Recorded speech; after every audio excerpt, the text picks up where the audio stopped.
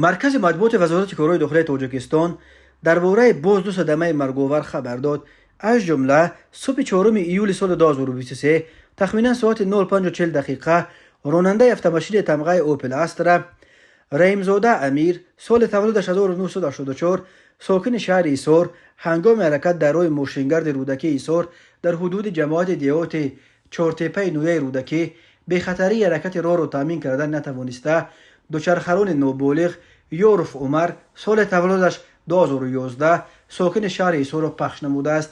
در نتیجه نابالغ جراحت‌های وزن جسمانی برداشته در جای حادثه به هلاکت رسیده است. شب 4 ایول سال 2023 تقریبا ساعت 22:40 دقیقه راننده افت تمغه اوپل استرا خواجایف مراد سال تولدش 1993 ساکن شهر استرافشن هنگام حرکت در راه ماشینگرد دوشنبه خوجند چناق در کیلومتر 230 به خطری حرکت راه را تامین کردن نتوانسته به طرف راست راه چپ شده است.